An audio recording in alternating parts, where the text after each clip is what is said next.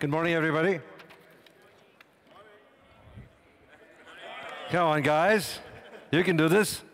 Well, first of all, I think you guys should give yourself a round of applause for being true DLD conference goers. Come on. I was hoping I would have it easy since I didn't expect many of you to be awake this morning at this time. So thank you for positively surprising me. All I have to make sure is I stay awake during the next 20 minutes. So I had wonderful slides, except after I saw the slides of the last session, I quickly deleted mine. I don't have slides of beautiful models with half Indian and half other cultures. So we're going to try to do this without slides. It's too early in the morning. Come on, Sharon, it's OK. Okay. So we are going to talk about future of business.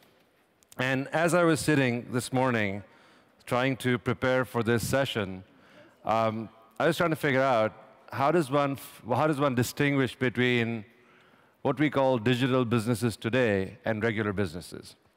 And as I sat and thought about what's going to happen to business, I realized these distinctions between digital and non-digital businesses are slowly vanishing. Whatever is true for digital businesses is true for non-digital businesses. So you step back and think, the best way to think about the future is to look at what happened slightly before that point in time. And let's go back 1,300 years. 1,300 years ago, the Mayans wrote 2012 on a tablet, and the world was supposed to end in 2012. Right? They pretended that things are going to end. If you take a more sinister meaning to it, the world as we've known it is likely to end because we're no longer the minority, i.e. the digital world is no longer in the minority. We are in the mainstream. This is no longer a digital conference. This is a conference where you're seeing traditional businesses and everybody needs to be here because the future is going to be dictated by what has happened so far in the last 5 to 8 years as it relates to the information revolution. So let's talk about where do we go from here. Right. Many of you work in the digital space, so we'll try and use our next 15 minutes to talk about what's going to happen in our space. I think it's a foregone conclusion that we're all going to be living in the cloud. Right? All of us have many services, many things that we've done. If you think about it, as consumers, we've been living in the cloud for the last 5 to 7 years. My pictures are in the cloud, my email is in the cloud, all my music is slowly going to the cloud, everything I watch, every service that I desire is going to be in the cloud. And that has happened in the last 5 to 7 years because of the ubiquity of connectivity. It has happened in the last 5 to 7 years because of the availability of devices. But I think we've created a bit of a mess for ourselves. If you look around, if you speak to the 1,600 delegates at DLD, we have lots of interesting services, we have lots of interesting features that people are offering to end users, but it is becoming a little hard for me as an end user to try and make sense of all of this. I don't know how you feel, but between the functionality of different services that we have, whether it's Facebook, Google+, Twitter, Tumblr, Foursquare, Badoo, all these people I ran into last night, everybody's got something which is very interesting for the end users. But how am I supposed to make sense of it as an end user? Right? So I think first, as we continue to live in the cloud, we are going to see a fundamental shift. And the fundamental shift we're going to see is going to be a shift from information to people. Right? If you think the last 5 to 7 years has been about information, I think the next 5 to 7 years is going to be about people. And what I mean about people is we have built a lot of services. We have built a lot of things. We have a lot of information. Every 3 days, 5 exabytes of information is created. Since time immemorial till 2004, 5 exabytes of information was created. How are we supposed to make sense of all this information? So the way to make sense of this information is we're going to revert back to what we used to do in the past. When you don't know something, you pick up the phone and ask your 5 friends what they think about it or what they know to be true, and they're going to tell you what they think. So the way we're going to make sense of information is what our friends think about it or what experts think about it or people think about it. So we're going to go back to mean reversion. We are going to go from an information era to back to a people era. I think that's the first big insight. And if you think about that, it has significant ramifications for almost everything that we do in our current businesses. Right? So if you believe that, 1, 2, What's most likely to happen if we go from an information era to a people era? You're going to see that we're going to have to start creating the integration for the users. And what I mean by that is we have to stop thinking about features. We have to stop thinking about companies. We have to start thinking about states. What I mean by states is if I'm in a state where I want to go out, you need to converge those 5 or 7 services that help me figure out what I want to do into one experience. Unfortunately, today, those 5 or 7 services are offered by 5 or 7 different companies. They're not offered by one business. So we will see, in my perspective, a reasonable amount of consolidation amongst the various services that exist today in the internet space. And that convergence will not happen because large companies will converge them. I expect many people who will meet at DLD and such conferences are going to sit down together and say, wait, you know what? My service could benefit by partnering with you because we can create a state for an end user which is going to be interesting, and they can do 7 or 8 things together, as opposed to me as an end user having to make sense of these 7 or 8 states and figure out how to make those 7 or 8 things work for me. Think about that. What does that mean? What does that mean for all your services? What does that mean for what you're trying to do?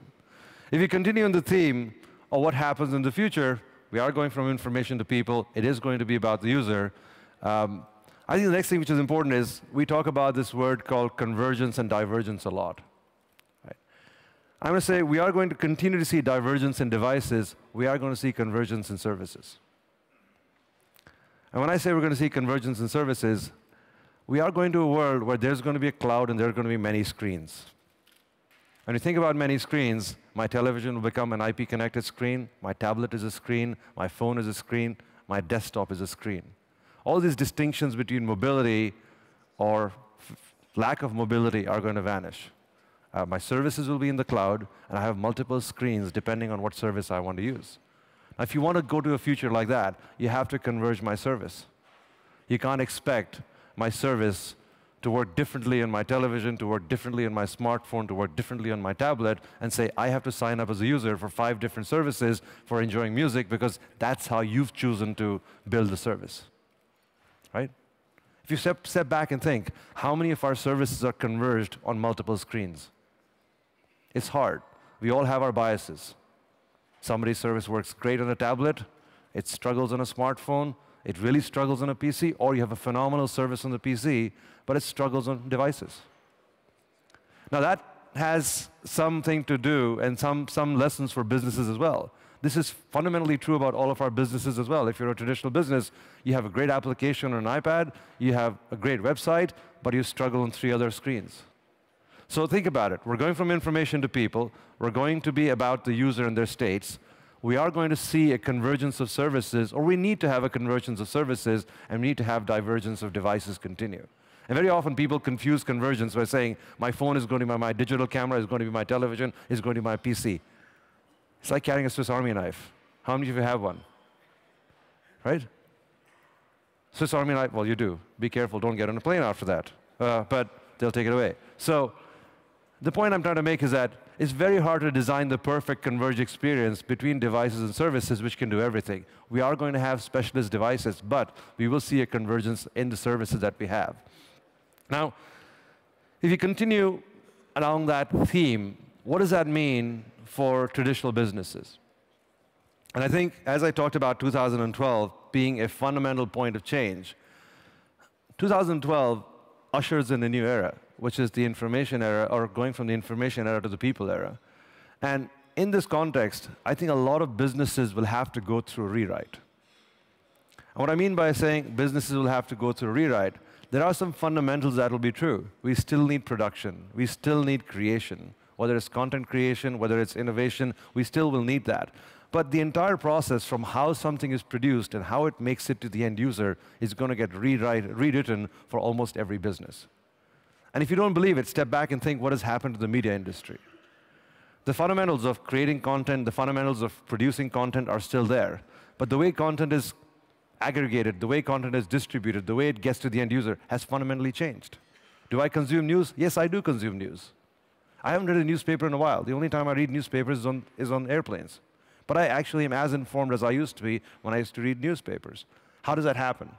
You decided you've re-aggregated the various sources you get, whether it's on your tablet, whether it's in your smartphones, whether it's in your Twitter feed, whether it's on your feed of your social networks. So we figured out a way of consuming that information. What hasn't changed is the fundamentals of creation and production. But the way it's aggregated, re-aggregated, distributed has changed. It's been obvious in the media industry. It's becoming more and more obvious in the music industry. It is yet to make its full mark on the rest of the industries in terms of how things are produced and how things are distributed. So, that's sort of some of the fundamentals, I think, that are going to impact many of our businesses going forward in 2012.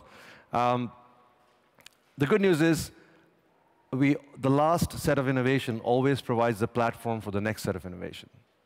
And if you think about, in a very, very local context, as we as Google are concerned, Google would not have existed if there wasn't information to be searched. And I don't mean that flippantly. If we hadn't gone out there and tried to put stuff on the World Wide Web, it would have been impossible for us to build a search business. But as the search business happened, as ubiquity happened, people started getting on the web, you suddenly said, wow, there's people on the web, we can probably figure out the connections between people. You remember the time when all of us preferred to be anonymous on the web. You cannot get away being anonymous on the web anymore. Most of your services will not be useful. Most of your services will not work. Your friends won't be able to find you. That provided the next layer. On top of that layer, people built multiple applications and gaming and a whole bunch of other stuff that used that basis of the fact that there is information, there are people on the web, we can build applications on top of that. If you take a look at, from a different context, as ubiquity happened, as bandwidth increased, we suddenly became comfortable as users starting to use high bandwidth applications on the web because that layer of technology allowed us to create the innovation for the next. So the question is, what is the current state of the world going to allow us to innovate in the future? And that's the question I'm going to leave all of you with. We have over 1 billion people connected around the world. We have over 1 billion people connected using multiple devices around the world. We sort of understand the social relationships between people, between various social networks out there. We have built applications on top of these social relationships. We know everybody is going to move to the cloud. We know businesses are going to be rewritten. The question is, where is the opportunity amongst all of this? With that, I'm going to leave you with that question, and thank you very much for listening. I appreciate it.